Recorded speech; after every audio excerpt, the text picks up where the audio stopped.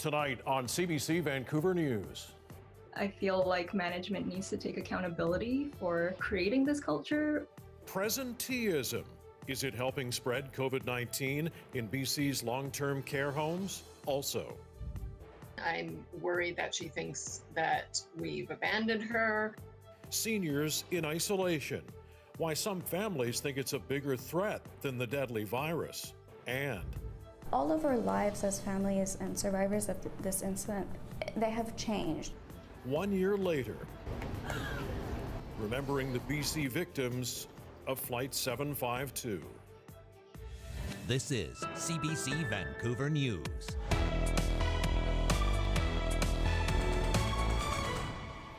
Good evening and thanks for joining us tonight. Nowhere has COVID-19 had a more deadly impact than in BC's long-term care homes. More than 600 people have died in those facilities. It's about 2/3 of our province's total deaths. With no visitors allowed and many seniors in total isolation, how is the deadly virus getting in? Health officials now say a culture of presenteeism among long-term care workers is one way COVID-19 could be spreading. As John Hernandez reports tonight, those who have lost loved ones are calling for better health screening.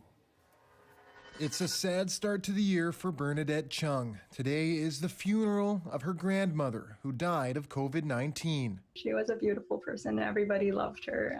She was just a beacon of hope and positivity. The death, one of at least 41 inside Vancouver's Little Mountain Care Centre. The outbreak is the deadliest in BC so far.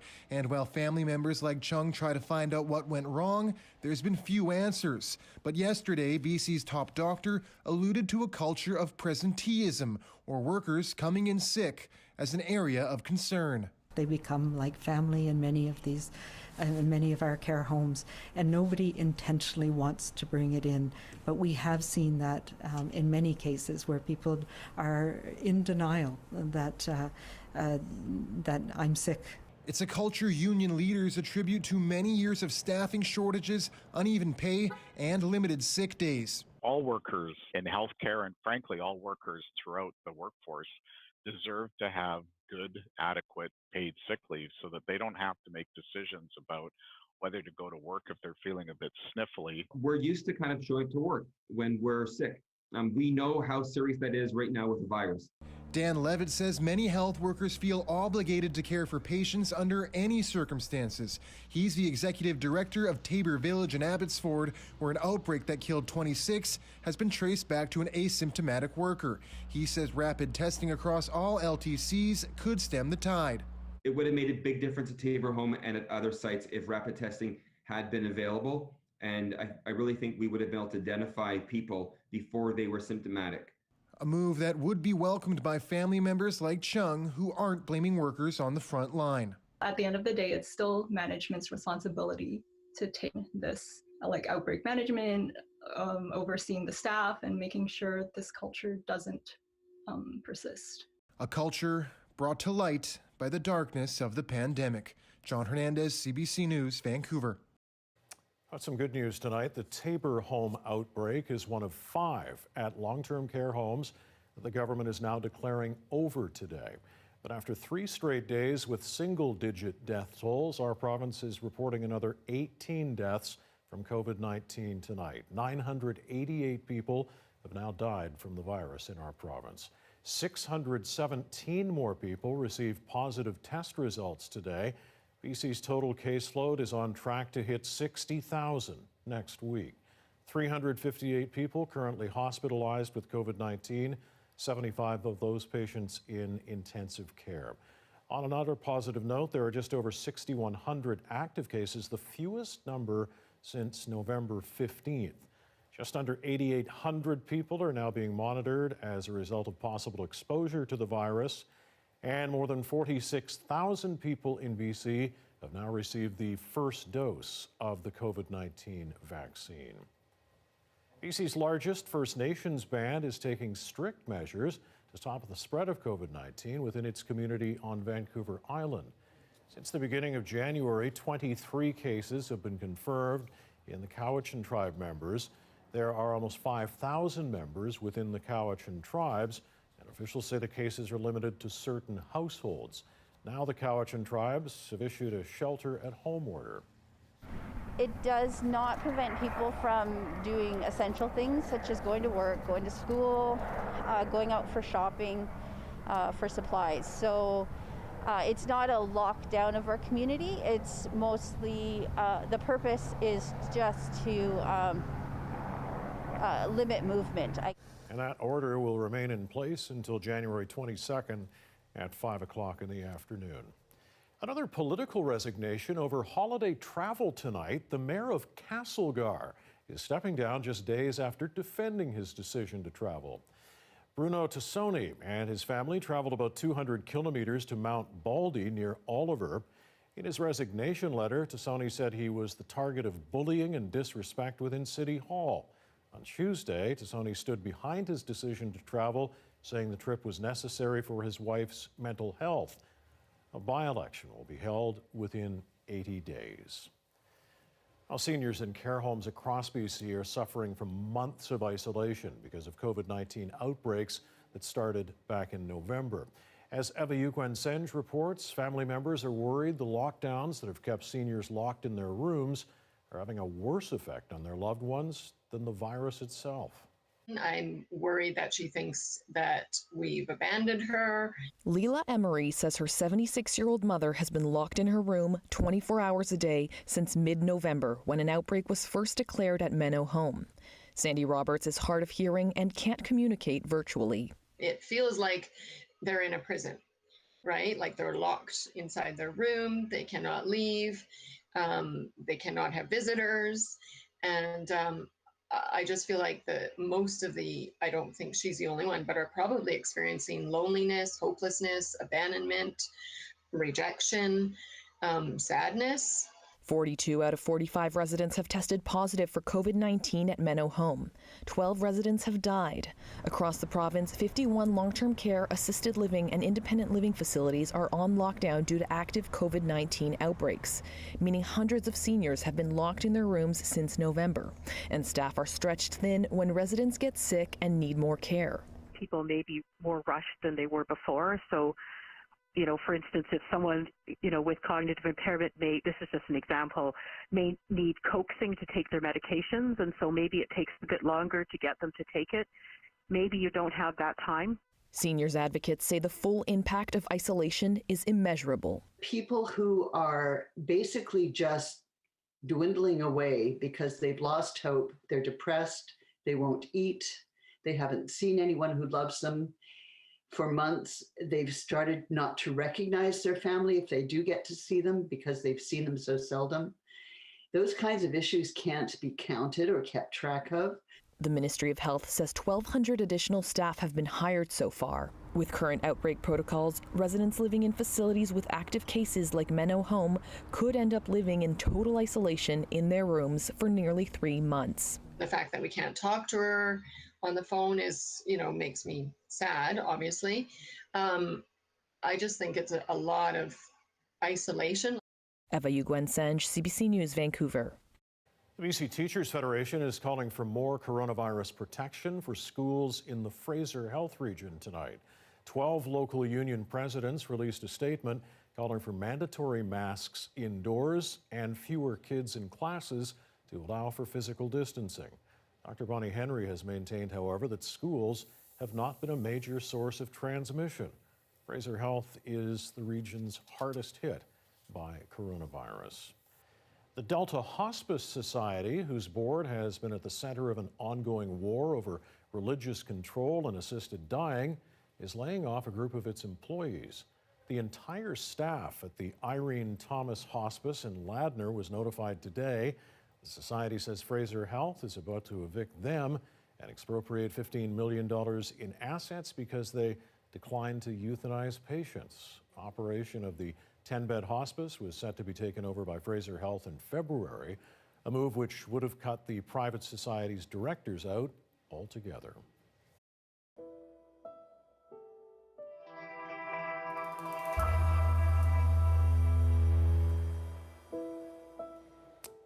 Ella Memorial is starting to grow tonight outside of Amir Bakery in North Vancouver.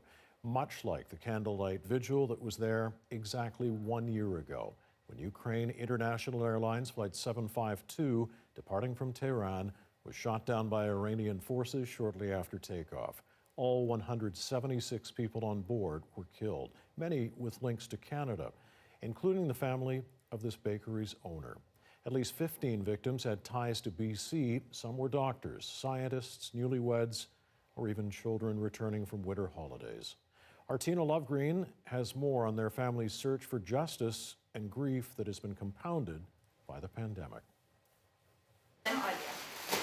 12 months have passed, but the pain is still raw. This event is unbelievable for all of us. 12 months has passed, but for me, every day, it's like the day it happened, says Shahnaz Ole. Ole and her husband took over Amir Bakery in North Vancouver, which has been the site of many vigils where tears were shed and prayers sent. The owner, Amir Passavand, couldn't bear to run it anymore. He lost his wife, Aisha Pourghadari, and 17-year-old daughter, Fatemeh Passavand.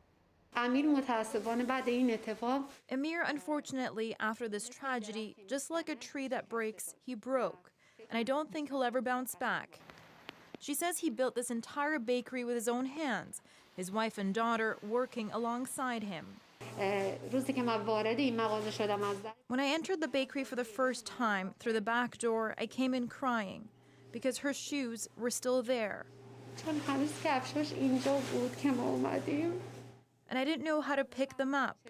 And there are still things I can't bear to touch.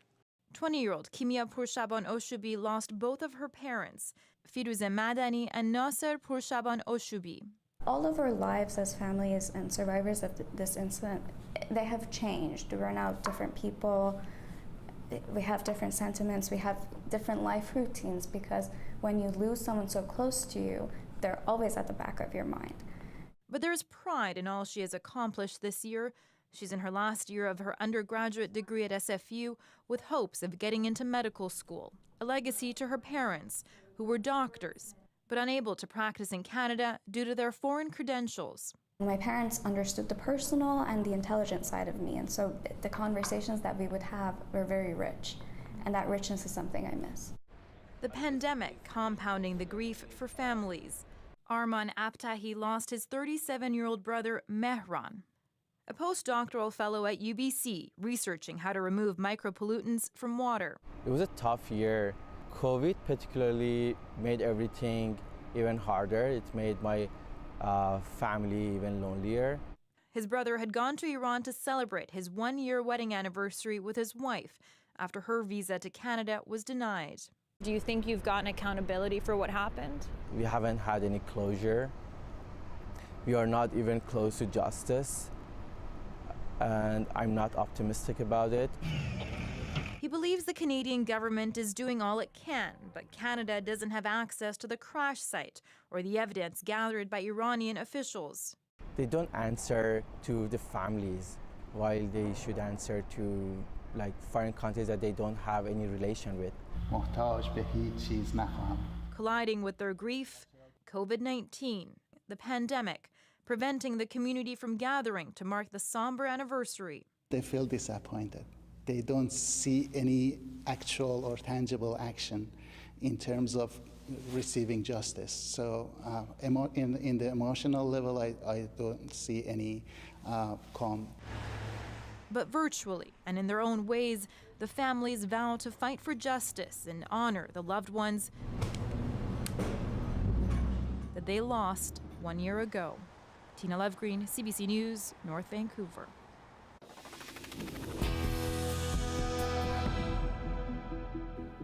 Investigators have now identified the man killed last night in a Steveston area park.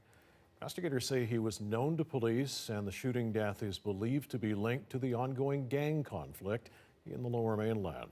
The shooting death of Anis Mohammed marks the fourth gang-related homicide in the Lower Mainland in the last month. He died after being shot in a park near Moncton Street and Number 1 Road at 8:30 last night. We believe that this incident is related to the ongoing Lower Mainland gang conflict. Now, when I say that, I know that's going to stir some concerns in the community, and we obviously share those concerns. At the end of December, there were 3 gang-related murders, all in Surrey, one of them a 14-year-old boy. The investigation into Mohammed's death continues. Police are canvassing the area for surveillance tape and witnesses. And a man is in custody tonight, charged with second-degree murder after another man was shot to death outside a popular South Vancouver snack shop. Police received several 911 calls about shots being fired on Main Street near 48th Avenue. That was last July. The victim was found dead outside 2 businesses he helped run, a marijuana dispensary and a popular specialty snack shop, Dank Mart. At the time, police said the shooting may have been targeted. And Vancouver police say a man is now facing manslaughter charges after a punch led to another man's death. The altercation happened last September on the city's downtown east side. Police say the 2 men knew each other. A Surrey truck driver has been arrested on suspicion of impaired driving after a crash this morning that caused major backups in and around North Vancouver. RCMP, the truck crashed under an overpass shortly after crossing the Ironworkers Memorial Bridge at about 4 o'clock this morning. The impact damaged the overpass, demolished the truck cab, and tore open the trailer while spilling cargo and a large amount of fuel. Concerns about the safety of the overpass forced the closure of all westbound lanes until engineers determined it was structurally sound. Because the truck struck the concrete support for the overpass, the highway had to be shut down to make sure that the overpass was structurally sound before the highway could be reopened. And that was unfortunately right in the midst of the rush hour traffic at 7 or 8 o'clock in the morning.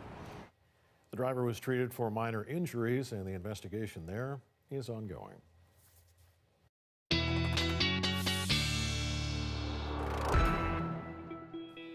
And meteorologist Johanna Wagstaffe joins us now. Our first check of the forecast. We got through that rain. Turned out to be, well, not too bad. And I know you're promising sunshine for the weekend. I can hold that promise, Mike, for at least the the first half of the weekend anyway. Yeah, we had a gorgeous sunset out there after quite the downpour to kick off our Friday. A trailing cold front brought a good shot of steady rain through the morning hours, right in time with the backup across the ironworkers. But things are clearing out for the overnight, and that also means dropping temperatures. Take a look at the temperatures right now. We're looking at another chilly evening at 6 right now at YVR, but we'll likely get down to where we were last night, around a 1 or a 2. I've got the whole weekend laid out on the satellite in the Pacific for us.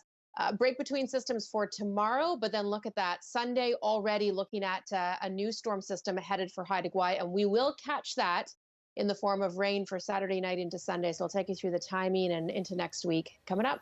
Look forward to that. Thanks, Joe. See you then. And keep in mind, you can also watch our newscasts live on CBC Gem. CBC Vancouver is also on Facebook, YouTube, and Instagram. Well, the rollout of vaccine continues here in BC, so you might have some questions about the differences between the two. Who's getting one, and when, and how effective is it against the virus? Dr. Srinivas Murthy is our guest. Give us a call, 604-662-6801 if you got a question, or write us at bcasks@cbc.ca.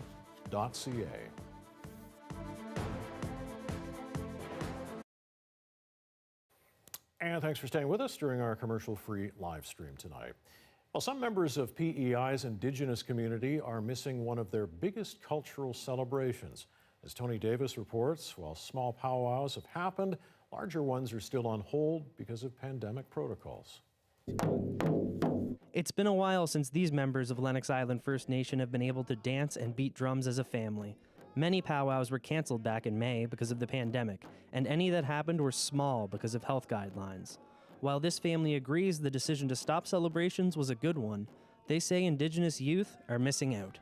Now these young ones who are up and coming and ready to showcase their dance and showcase the regalias that they've spent months and months making and creating, selecting the colors, selecting all the different things that they put on it, and not being able to showcase it in any way. And it makes me sad. Members of the Atlantic Canadian Indigenous community would travel every year for huge celebrations like this, sometimes drawing hundreds. And they say the gatherings are not just about celebration. We do suffer our losses during the winter, and it's also a time to gather as a community and remember those that we've lost. Richard Pellissier-Lush last danced at a powwow before the pandemic hit. That means it's been over a year since he last took part in one. For us to not have that aspect in our lives and that moment of gathering with our family and our communities, it was very difficult for a lot of different community members, in particular the ones that are isolated by themselves. Though the family is part of Lennox Island First Nation, they live off reserve, so there are some powwows they may not be able to go to. But the family is hopeful they will be able to get back to bigger gatherings in 2021. Tony Davis, CBC News, Rocky Point. Still on the island, lots of people on PEI are itching to get outside and explore these days as the COVID-19 pandemic drags on. The CBC's John Robertson met up with some members of Island Trails to get a few hiking tips.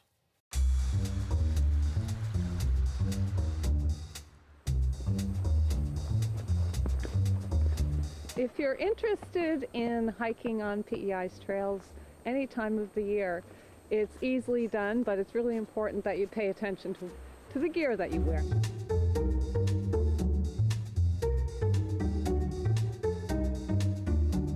Make sure that you layer up. I carry a backpack, so if I have too many things on, I can take them off and put them in my pack and enjoy my hike.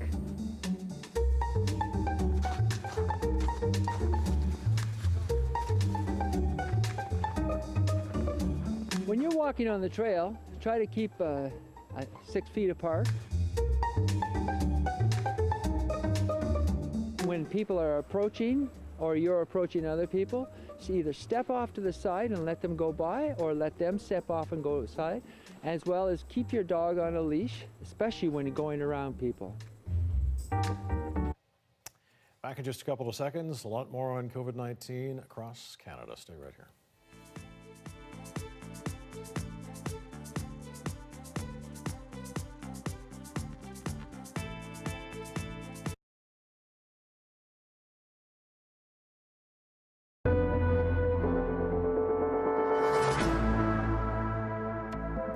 As COVID-19 cases advance at alarming rates, vaccine delivery is a growing concern for both the federal government and the provinces. Justin Trudeau says both levels of government need to work together. And as Hannah Thibodeau reports tonight, the PM also is commenting on the violent riot in Washington, D.C. Prime Minister Justin Trudeau joined other world leaders today, blaming President Donald Trump for this week's attack on Capitol Hill. What we witnessed was an assault on democracy by violent rioters, incited by the current president and other politicians. Last night, the PM and premiers spoke about the importance of working together to show how politicians of all stripes can do that in direct response to what's happening in the U.S. Canadians expect their political leaders to protect our precious democracy by how we conduct ourselves. A shift in tone to one of solidarity and cooperation between the PM and premiers. Less blame over COVID-19 vaccine rollout. You know something, I have to tell the people of Ontario, the Prime Minister's working his back off. He's trying his very, very best. He really is. And it's not like they have a couple million doses sitting in a freezer up in Ottawa, by no means. He understands the situation we're all in. We're in desperate need of the vaccines here. There is a sense of urgency. Ontario is recording a record high of 4,249 cases. Quebec is implementing a curfew. Manitoba extending its lockdown for 2 weeks after 355 cases were tied to holiday gatherings. The man in charge of vaccine distribution says they're trying to increase capacity. We're working with our procurement partners and manufacturers to accelerate the delivery of approved vaccines as much as possible. It's going well. I mean, we didn't think we were going to get vaccines by December at some point. I'm sure you remember that. Yep. And we did get some vaccines. Obviously, it's trickling a little bit.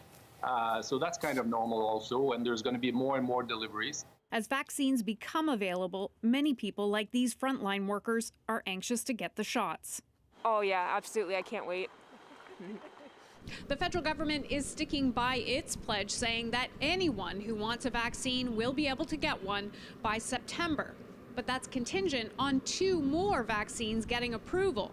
Health Canada says it's working hard to get that done, but there's no details as to when that approval might happen. Hannah Thibodeau, CBC News, Ottawa. Meanwhile, Ontario is setting yet another grim record despite going into lockdown 2 weeks ago. The number of COVID-19 cases in that province topping 4,000 for the first time. And today, the Premier with a blunt and urgent message. And as Mike Crawley reports, new modeling coming next week doesn't look promising. We are in a crisis. That's how I can describe it. It is scary.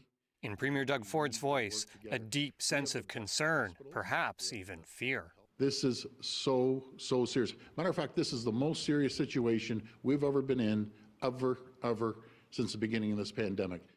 Just how serious? Hospitals across Ontario have been ordered to prepare for large-scale transfers of patients as the COVID burden grows. The province is reporting a record 369 COVID patients in intensive care and more than 4,200 new cases today, another single-day high. Today's numbers are, to be frank, they are scary. We need to consider all possible measures to contain this infection. We don't want more people dying. We don't want the ICUs overwhelmed. Ontario is already forecasting the ICU caseload from COVID-19 to exceed 500 this month. More detailed projections are on the way next week, and Ford says there'll be a wake-up call. We're in a desperate situation, and when you see the modeling, you'll fall off your chair. Ford is putting the blame for all this on people who aren't following public health guidelines. If these basic measures continue to be ignored, the consequences will be more dire. The shutdown won't end at the end of January, and we will have to look at more extreme measures. Despite the urgent tone, no new measures announced today, sparking criticism. All we got from the Premier today was saying Ontarians need to wash their hands more. I'm sorry, but that is a complete failure of leadership. Once you're in a crisis, the political risks are lower because everybody's sort of saying, for God's sake, do something. The Liberal Party leader is also slamming Ford, calling the government's response to COVID-19 a failure. And the Green Party leader says that Ford's wait-and-see approach to restrictions is like a broken record. Meanwhile, hospitals in southwestern Ontario are using refrigerated trucks to store bodies. Vaccines aren't getting distributed quickly enough to slow the onslaught of new cases, and Ontario's version of a lockdown drags on with no end in sight. Mike Crawley, CBC News, Toronto. And the rollout of COVID-19 vaccines is well underway here in BC, with thousands of healthcare workers and people in isolated communities already receiving the first dose. Now, you might have some questions about the differences between the 2 vaccines that are currently out there, who's getting one and when. And joining us now to try to answer some of your questions is infectious disease specialist Dr. Srinivas Murthy. Doctor, thanks for joining us again tonight. We appreciate it. Good evening, Mike. I want to ask you, first of all, it's not a vaccine question, but as you know, there's been a lot of talk about public officials taking holidays, more examples of that today. And as you know, the head of UBC's School of Public Health is under fire by his colleagues for taking a holiday trip to Hawaii. He's apologized. Now, you're connected with UBC's Faculty of Medicine. This has to be profoundly disappointing to see, and I mean, no wonder his colleagues are upset. Yeah, of course. I think as leaders and as people who talk about this quite a bit, we kind of have to talk the talk and walk the walk. And it's been a rough winter for many of us, myself and my colleagues included, and we all kind of have to row in the same direction right now to get through this hard winter. I mean, at the end of the day, is it potentially threatening to their health when they travel, and for that matter, ours when they come back? I think that's why the protocols are in place, to avoid those non-essential trips, both for the individual, but mostly for the public writ large. I think the reason we're staying home is for ourselves, but it's also for the people all around us as well, to keep them safe. And I think that spirit of working together is super important right now. All right, on to vaccines. A lot of debate and discussion about the timing of the second dose of the 2 vaccines that are currently out there. The WHO offered some advice on that today. I know they've been talking about 21 to 28 days for the second dose, and that's changed. Can you clarify what's going on with that? Sure. And so like the official authorization from Health Canada and the things that were studied were at 0 and 21 or 28 days, depending on the vaccine itself, the Pfizer or the Moderna product. Obviously, with scarce resources, lots of regions have taken it upon themselves to give more vaccine and wait a bit longer for the second dose, say 35 days or 42 days or what have you. And it seems like that could be an approach that works. And I think as the subsequent weeks roll out, we'll see what the best approach is as different places take different strategies.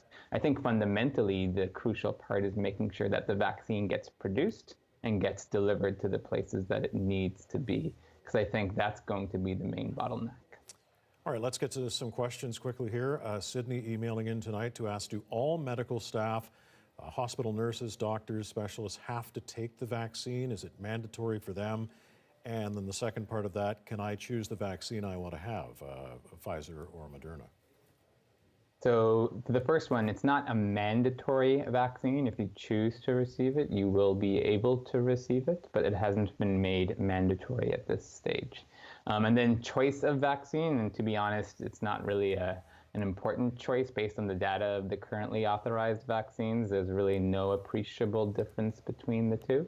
And so it'd be a choice that wouldn't really make that much of a difference on the scale of things. All right, Sandra on Facebook is asking, when will it be available to people who are immunosuppressed? I can't seem to get an answer from anyone. Sandra's specialist says she should get it.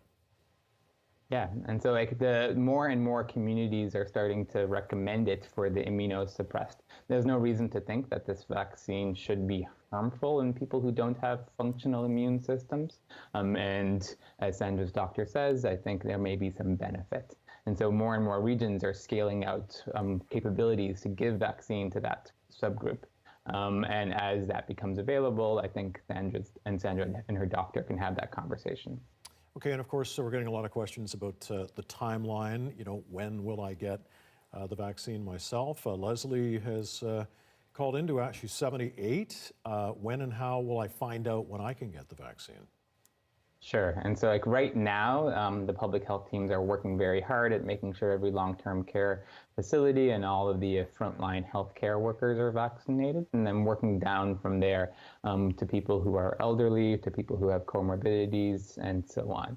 And so right now, she's not in line, but subsequently after that, over the coming weeks and months, as more vaccine comes into the province, hopefully she gets notified. Okay, here's one from Judy, wants to know, will the vaccine help in case there are more COVID cases coming from large gatherings, like at ski resorts, like we've seen at Big White and elsewhere? Yeah, of course. So the vaccine provides you protection. It doesn't protect you more from large gathering-based transmission or small gathering-based transmission.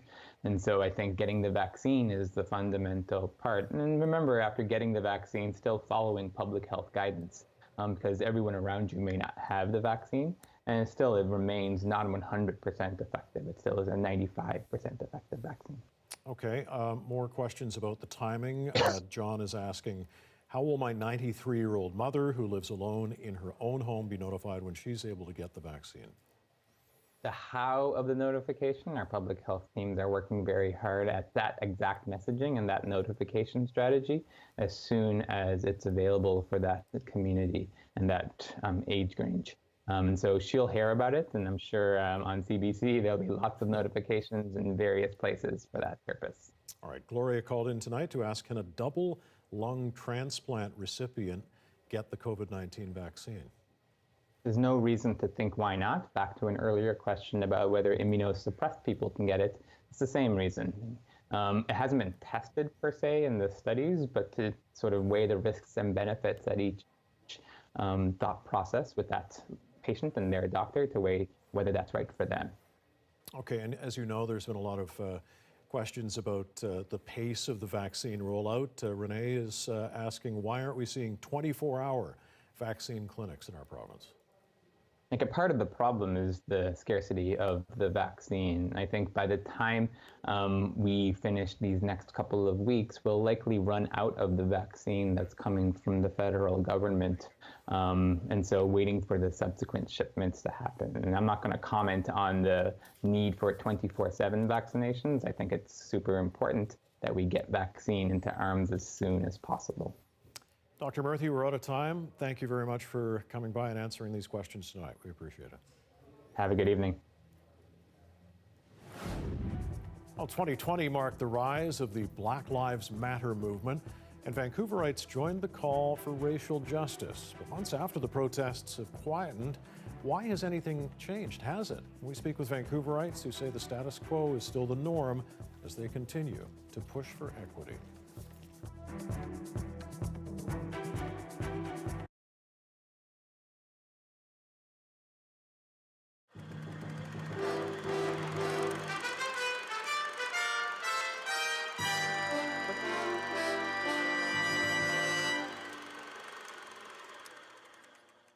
Home mortgages have skyrocketed in Canada in the last few months, but in British Columbia, home builders are getting a break.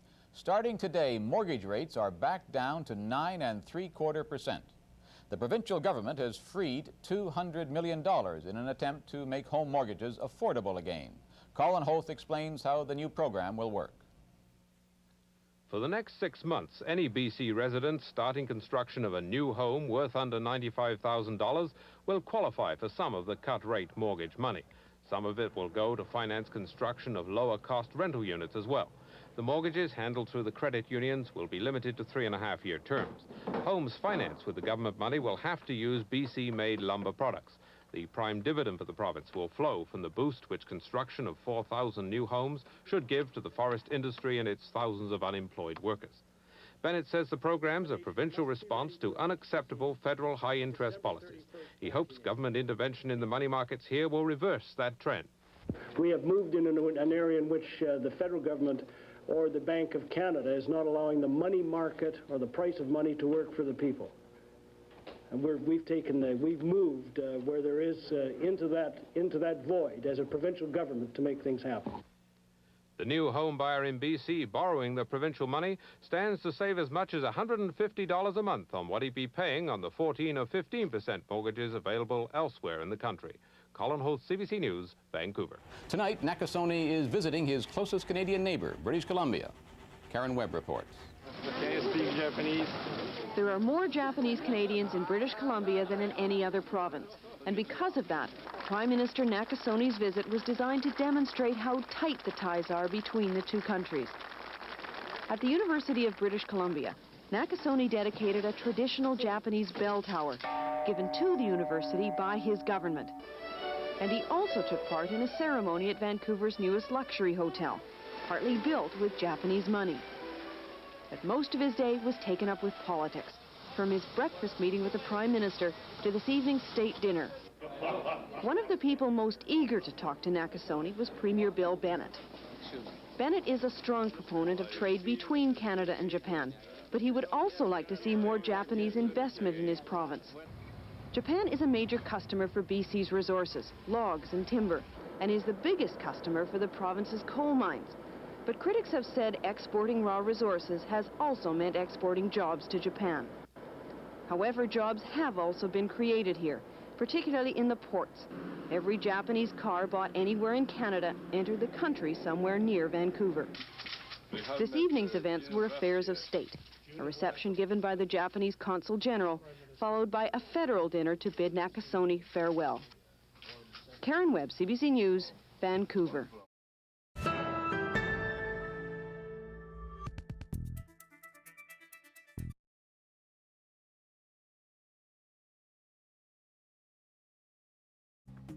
Some of the stories we're following tonight on CBC Vancouver News.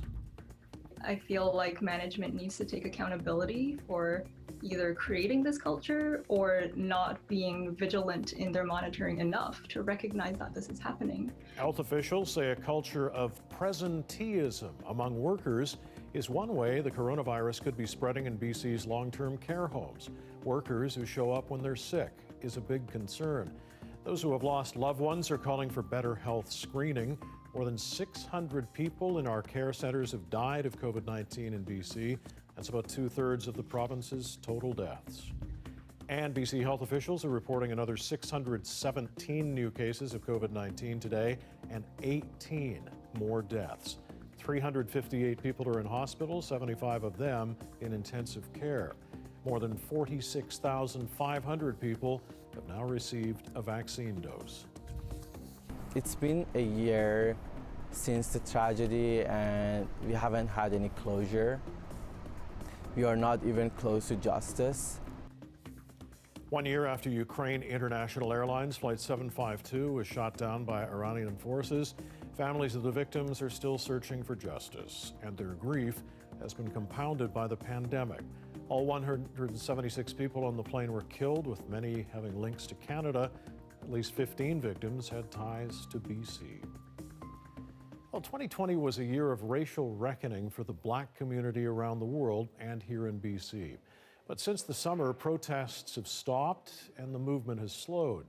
So how can the conversation around dismantling systemic racism continue in 2021? Ashley Moliere spoke with activists about what needs to be done to create real change. Say it again. Oh, I love seeing your face. Say it again. Say the N-word again. Say the N-word again. She was saying the full movie N-word because, you know, I don't really hear this in real life anymore. So, like, it was very shocking. Comedian Ola Dada describes a racist incident that happened just over a month ago. The 25-year-old was out with his girlfriend when he noticed a group of young people throwing firecrackers from a hotel balcony. He says they were hitting his car. All I said was, stop throwing firecrackers out of my car. And then immediate response was, get away, N-bomb, N-bomb, N-bomb. You can't do anything, N-bomb. He was in disbelief. Everyone just watching her say it too. After all, just a few months earlier, people were marching the streets of Vancouver, chanting and standing in solidarity with Black people. But even those who organize these rallies say visible support for the movement is waning. You're not really hearing a lot about it these days. No one's talking about it because it's not trending. The Black community has been working overdrive over this last year. And we have been doing this for a very long time. Hogan's Alley Society co-chair June Francis says even though 2020 was tiring for the Black community, she is noticing a difference during this year of racial reckoning. There's been an acknowledgement of systemic racism. And this acknowledgement is huge. We're able to move beyond arguing whether we're better or worse than the United States. I think we're finally done with that conversation. Francis is happy BC is making commitments to dismantling systemic racism, like introducing Black history into the school curriculum.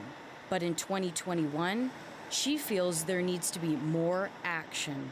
Wherever you sit, if you're in a position of power, look around you. Why are there not other racialized groups here? And act too aggressively. You must do something to change it. You have to become anti-racist.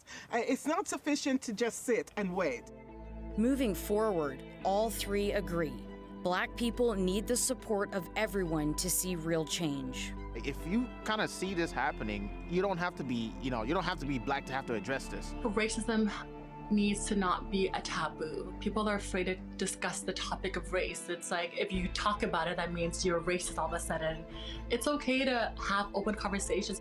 I think what needs to happen now is to move away from this idea that we are at the periphery of the society and others get to make these decisions for us, to moving us to the center, to making sure that we're leading the way. Leading the way to make incidents like these a thing of the past. Ashley Moliere, CBC News, Vancouver. Well, Donald Trump has been banned from Twitter again, and now notable Republicans are turning on their leader as well. The latest on the increasingly isolated president coming up. It's coming up on 16 minutes before 7 o'clock on this Friday night. Snowy Revelstoke, a live shot there tonight. No train traffic rolling through. Well, after relentless rain, a bit of a break this weekend, but it's not all good news. Johanna's back with a mixed bag of goodies next.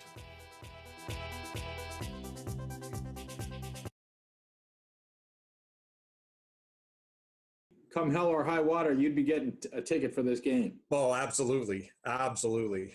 If the borders weren't closed because of the pandemic, Bills fan Jim Dowling says he wouldn't miss a playoff game for the world.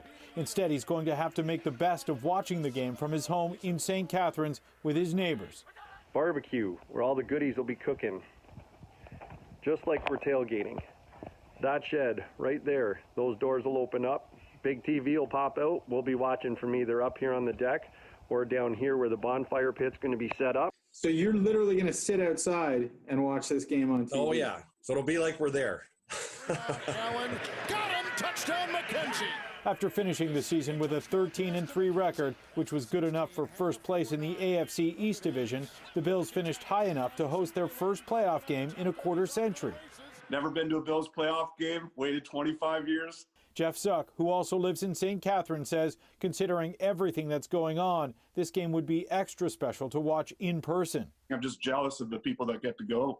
What a great experience to see the first Bills playoff win in 25 years with 6,700 others. Tom Mays of North Tonawanda, New York, will be one of nearly 7,000 fans in attendance. It's going to be quite a bit of a different scene than I'm used to going there. The Bills gave season ticket holders first dibs for this game based on those who have had their tickets the longest.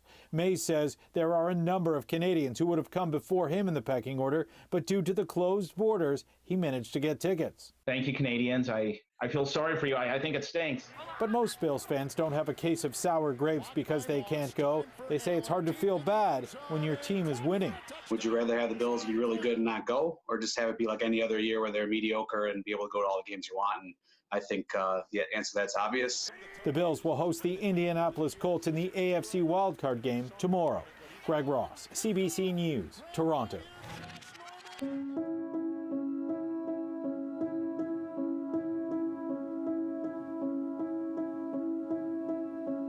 We've seen a lot of seals. There was at least 1,000 of them on the ice floe.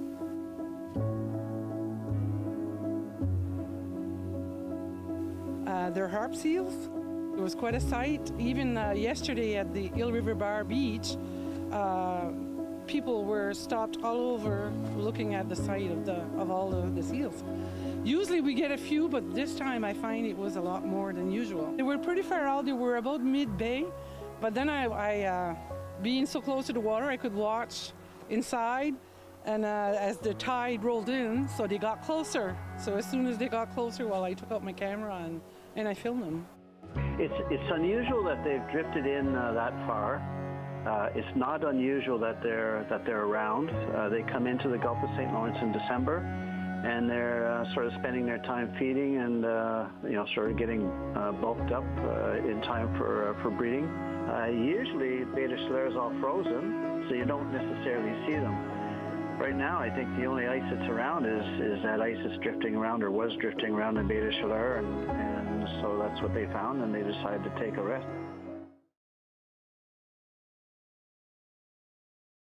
The Market Report is brought to you by Fortis BC. We've got even bigger rebates. Rebate. Whoa! On select high-efficiency equipment for business, but only for a limited time.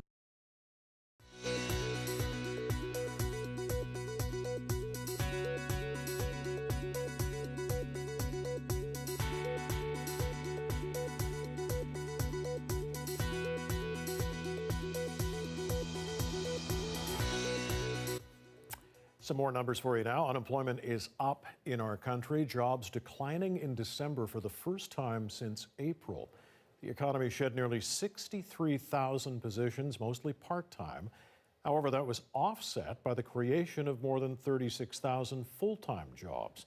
The unemployment rate ticked up a notch to 8.6% for December. The U.S. economy also suffered its first employment decline since April. 140,000 jobs were lost last month.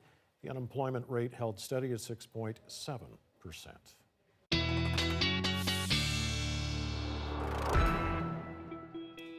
Johanna's got some more numbers and other stuff as we head into the weekend. Hopefully they're good numbers and a good other stuff. Yes, I'd say 50% good stuff in the weekend forecast. Yeah, we've got really a day on, day off sort of long range forecast before we get into some stormy weather. So let me take you through the timing of the next system. We do get to keep our dry weather through the overnight and into most of Saturday. It's going to be a nice start to the day.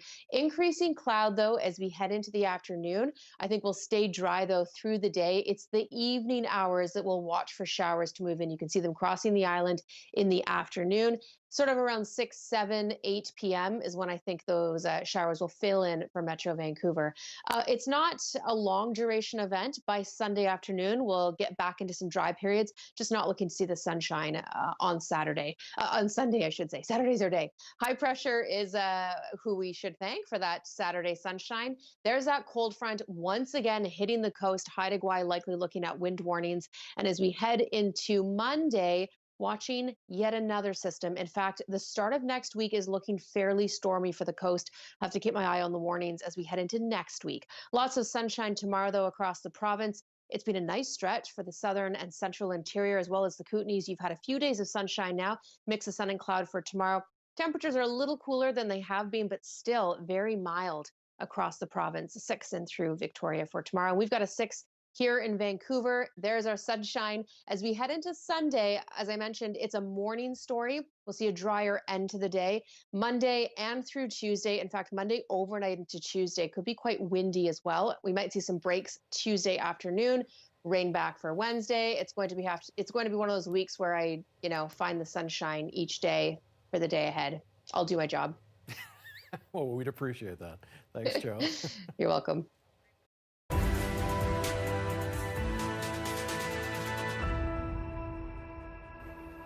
Well, a day after sharing concerns about the violence in Washington, D.C., Prime Minister Justin Trudeau today laid the blame squarely on U.S. President Donald Trump and other Republican senators. What we witnessed was an assault on democracy by violent rioters, incited by the current president and other politicians. As shocking, deeply disturbing, and frankly saddening as that event remains, we've also seen this week that democracy is resilient in America, our closest ally and neighbor. Violence has no place in our societies, and extremists will not succeed in overruling the will of the people. And tonight, the consequences from the riot are still rolling out. Not only have dozens of charges been laid, but U.S. President Donald Trump has lost a key means of communication, and he's facing a possible second impeachment. Senior correspondent Susan Ormiston has more.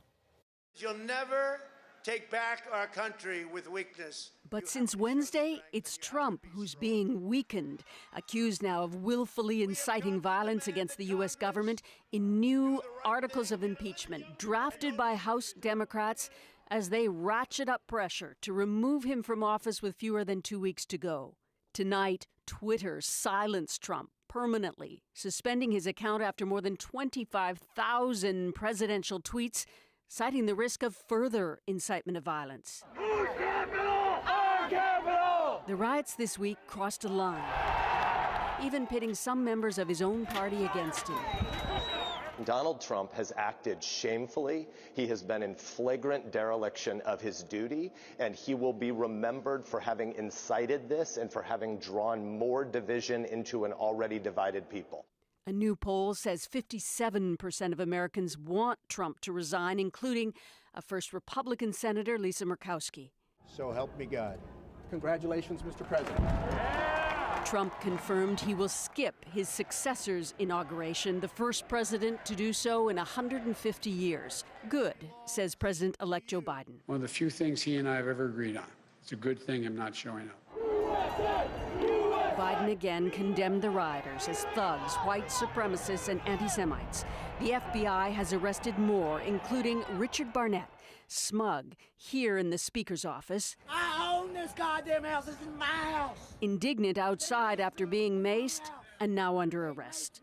Lindsey Graham, you are a traitor to the country. But Trump supporters clearly are not standing down at a Washington airport, hounding Senator Lindsey Graham for abandoning the president, once a strong ally. You know it was rigged. You know it was rigged. As the White House warns, Pursuing impeachment will only further divide the country. Susan Ormiston in Washington, D.C. tonight. Well, not seen in years, a pod of orcas has been spotted in the Broughton Archipelago. Why they left 20 years ago and why they've returned. Coming up.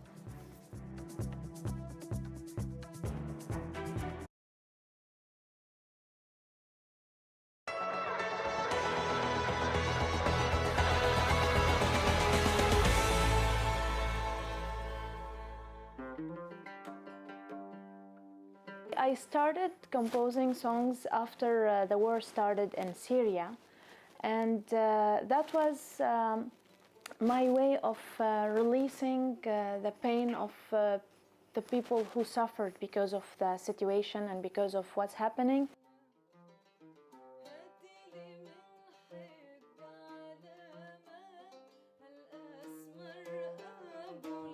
So I want to ensure that people are not alone there, and their voices are well heard. So I'm trying to sing to them and sing about them. Unfortunately, I'm more inspired by tragedies, so sad situations move me, and because of that, I want to say loudly that as a Syrian, that we have beauty, not just the ugliness of the war.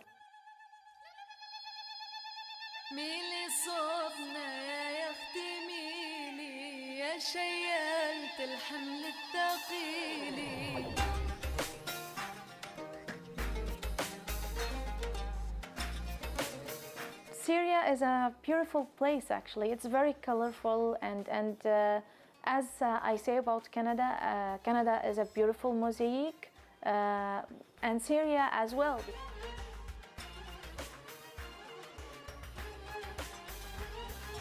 I feel blessed because I keep talking to my family, to my friends, and everybody is saying that you are lucky to be able to escape that nightmare.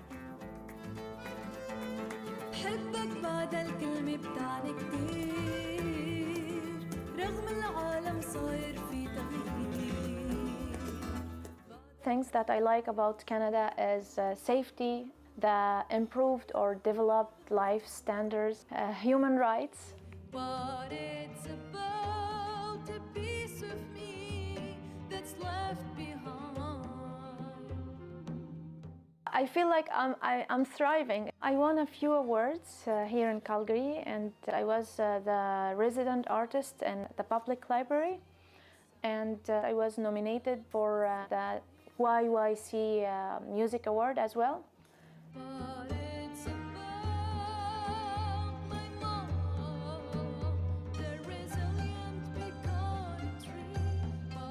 I'm still working toward establishing my life and being strong again, to be able to support others and to be able to even support myself and to be able to give back, because this country gave me a lot, actually, since I came to Canada. Yes.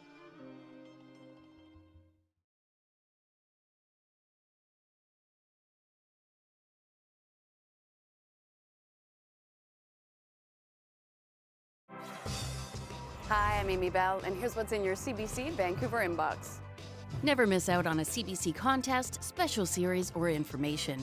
Make sure you sign up to our e-newsletter at cbc.ca/Vancouver Inbox. And CBC Vancouver is a proud sponsor of the Digital Inclusion of Isolated Mothers in Canada Conference, January 19th to the 20th. Join BC Today host Michelle Elliott on day 2 of the conference. Learn more at mothersmattercentre.ca. Well, here's a good news story to end the week. They were gone for 20 years, but now an orca family is returning to its winter hunting ground off the coast of northern Vancouver Island. Yeah, this pod of northern resident orcas is named A5. Its matriarch, 40-year-old Ripple, led the family to the Broughton Archipelago, an area she last visited as a youngster. For one marine biologist who first saw the pod back in the 80s, seeing them again was a special occasion. Went to Alert Bay with a Zodiac and a couple of friends, and we found them on the first night. And I don't have that. In 1984, they led me into the Broughton Archipelago, and I decided to make it my home so that I could study them year-round. In a world where so many things are going wrong, to see things go right is just so deeply moving. And if the pod's return wasn't cause for celebration, there is now a baby orca in tow. Look at that, increasing the pod to now a family of 9. Fantastic. Such a pristine area. And producer Matthew Joe, who's pretty much a marine biologist, tells me that they left back in the 80s and 90s because a fish farm there created a lot of noise to try to deter seals from the area. And the orcas didn't like it very much either, so they kind of left. Everybody left. The fish farm's gone. So that's one of the reasons why they've come back. That is what you call the kind of story you want to end this week on. Exactly. I'm very happy to hear that. Yeah, and the baby too. Yeah, and we'll look forward to your sunshine tomorrow. Thanks for watching. Have a fantastic weekend. See you Monday. Have a good weekend.